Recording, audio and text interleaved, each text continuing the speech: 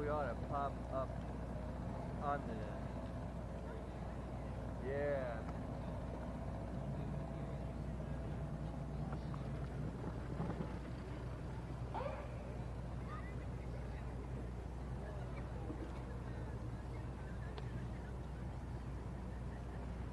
Thanks for letting me come on your boat. I appreciate it.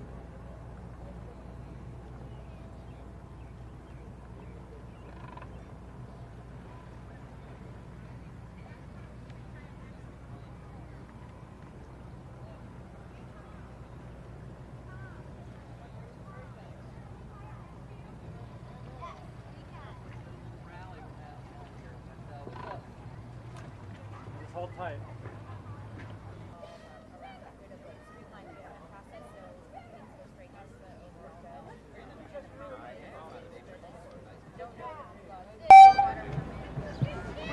That's the reason you want to write it.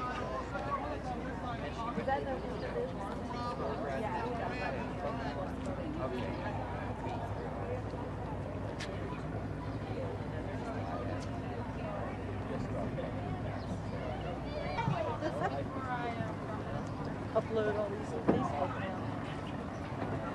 Alright?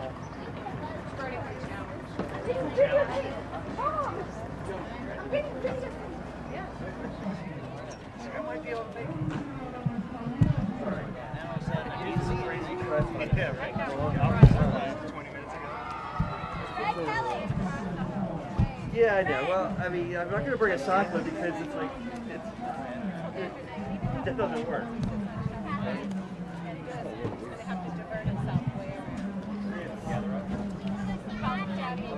Are you almost ready, friends? Gather around. Tom's going to be up first, I think, in our lineup. Wow, that's when it's Well, that's fine. I called the woman this morning and told her we weren't coming, so she probably never. She never 94 minutes, I guess. We're good. Okay, you probably. Go ahead.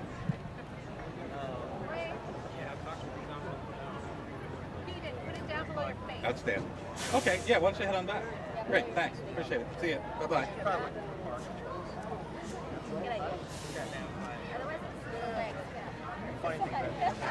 Okay, gather around. We're going to start. We're also going to project.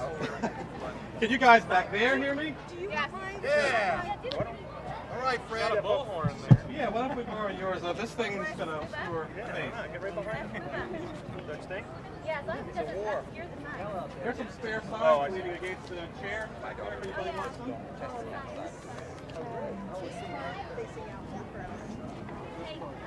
Hello dear, how are you?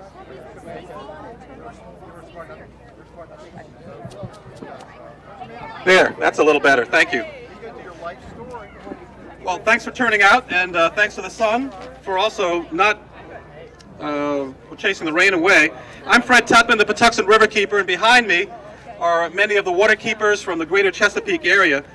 We're the eyes, ears, and voice for our waterways. There are 18 strong of us in the Chesapeake Bay region, and we're here to tell you that the legislature has an obligation to advance solutions that are proportional to the daunting problems facing the environment and facing the Bay. Citizens of Maryland did not elect these folks to pass the buck, to pass it to the next legislature, or to pass it to future generations. We elected these folks because we want them to take proportional solutions to get us those fishable, swimmable waters, clean land, clean air.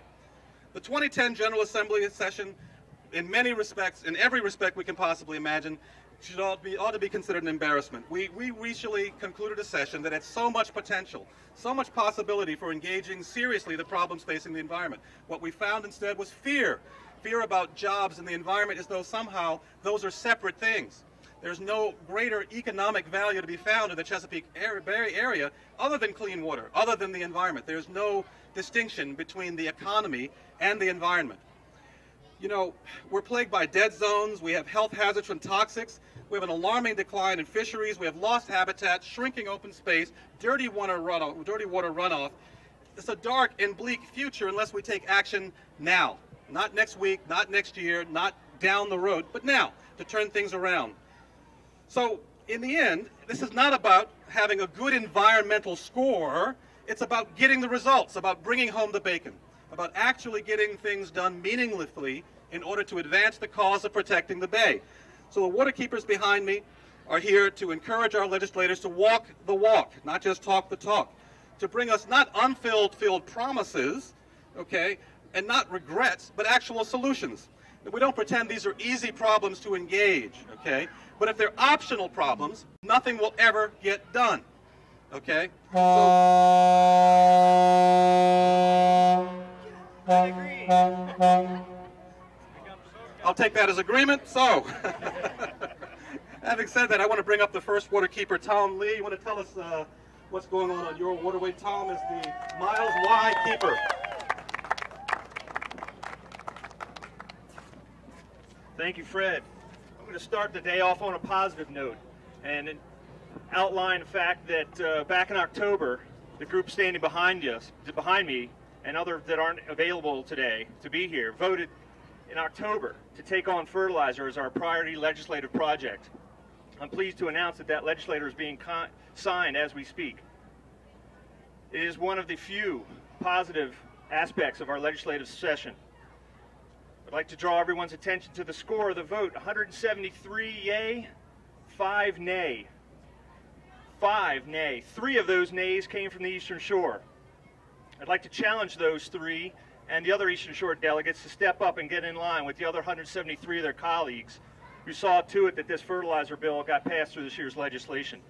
It's that kind of leadership that we need to promote, and it's those types of people that we need to challenge at the polls when we all go there next year. Or excuse me, in the future, and challenge them next year in the session to speak and vote on behalf of the environment and the other causes that are leading to poor water quality in the Chesapeake Bay.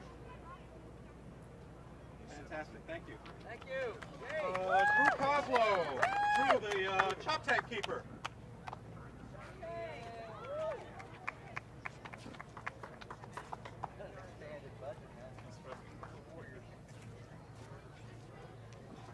Good afternoon. My name is Drew Coslow, and I'm your Chop Tank Riverkeeper. I'm here today representing Midshore Riverkeeper Conservancy and our 700 members. Over the past 2 legislative sessions, Delegate Tom Hucker and Senator Paul Pinsky each sponsored legislation to ban the use of arsenic in poultry feed. Unfortunately, the legislation failed to get out of committee or even get a vote in committee the last 2 years. We were joined in our effort working on this issue with the NGO called Food and Water Watch and the Johns Hopkins School of Public Health in unsuccessfully testifying and lobbying on behalf of this legislation. Prominent researchers have measured the amount of arsenic that's produced on the Eastern Shore and spread on our farms, and that amount is 24,000 pounds of arsenic a year that's spread onto fields. It's a known carcinogen.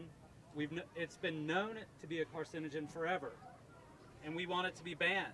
There's no need to use it. One of the leaders in the industry, Purdue, stopped the use of arsenic in their chicken feed, and yet anybody here can walk to a grocery store, look on the shelf and see that Purdue's product looks nicer than anybody else's.